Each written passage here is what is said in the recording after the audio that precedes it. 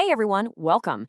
Today we're going to travel back in time, way back, to the great Mississippi River. We're going to explore a really famous American story. It's all about a young boy's big dream, the tough challenges he had to face, and, well, a beautiful world that just isn't there anymore. So, our story starts with a young boy, and he had this one huge dream. His one great ambition was to be a steamboatman. You see, to him, the men who drove these giant boats, they weren't just regular workers. No way. In his eyes, they were like powerful kings, the absolute rulers of the mighty river. All right, let's get into part one, A River King's Dream. We're going to step right onto one of these amazing steamboats and see exactly why a young boy would want this world to be his.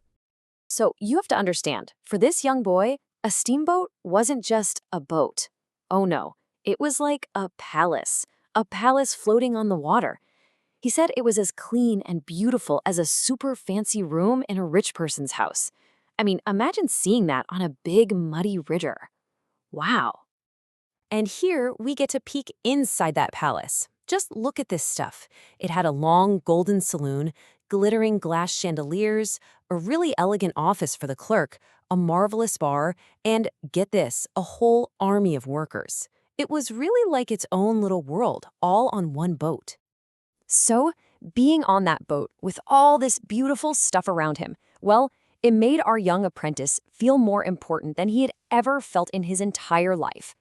It was like he had stepped into a brand new, wonderful world. His dream was really coming true. Okay, so that's the dream. But now for part two, learning the river's language. Because, while living on this floating palace was amazing, actually becoming the king of it, the pilot who steers the boat, well, that was an incredibly difficult challenge. So, what was the biggest problem for a new pilot, a cub pilot as they called them? It really comes down to this one question.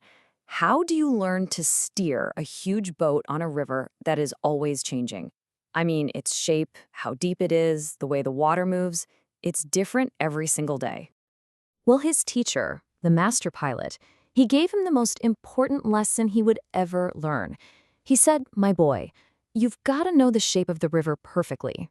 And why was that so important? Because on a really, really dark night, when you can't see a thing, your memory of the river, that's the only map you've got. Yeah, and this really shows you the problem, right? Look at the river by day. You can see everything, the water, the trees, the land. It feels safe. But then, look at the river by night. It's just black. You can't see anything. The river has a totally different shape at night, a shape you just have to know by heart. Here's a really good way to think about this amazing skill. Learning the river was like learning to walk through your own house in the dark. You can't see, right?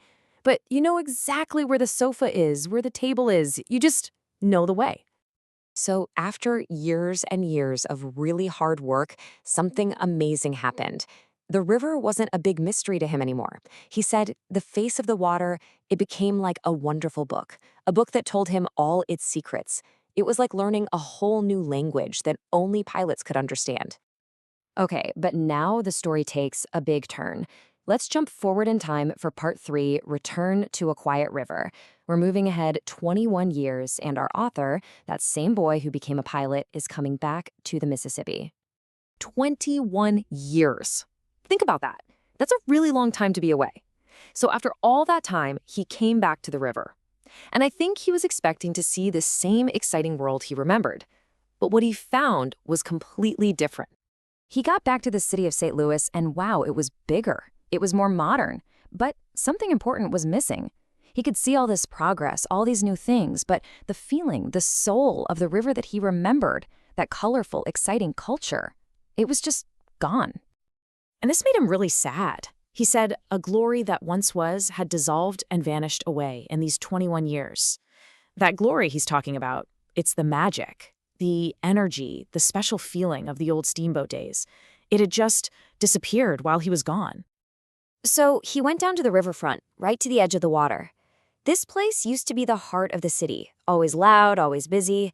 But when he got there, it was quiet, like too quiet. The silence just felt strange. It felt wrong. And that brings us to our last part, the lost world of steamboats. The most important thing to understand here is that the world he loved as a young man hadn't just changed a little bit, it had completely vanished. It was truly the end of an era. This comparison really shows you how big the change was. Look at the riverfront back then. Armies of working men, mountains of stuff to be loaded on boats, so much noise and energy. And now? Quiet, like a Sunday. Just a few lonely people. The author even says it was dead past resurrection. That means he thought it could never, ever come back.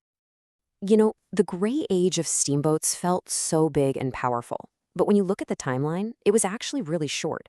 Steamboating is born around 1812. By 1842, it's huge and powerful. But then, less than 30 years later, by 1872, it's basically dead. The whole thing lasted only about 60 years.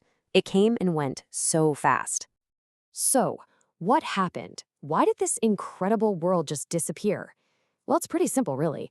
First, a new technology arrived, the railroad. Then people and all their stuff started to travel by train because it was so much faster. And because of that, well, the beautiful old steamboats just weren't needed anymore. And that was it. As the author says, Mississippi steamboating was dead. He calls it a majestic creature, like a beautiful, powerful animal. And it's so sad to think that this majestic creature had such a strangely short life. So, this whole story about progress and loss makes you think, doesn't it? It leaves us with a really important final question to consider. When the world moves forward, what gets left behind? As we get new phones, new computers, new ways to do everything, what beautiful things from our own time might be disappearing?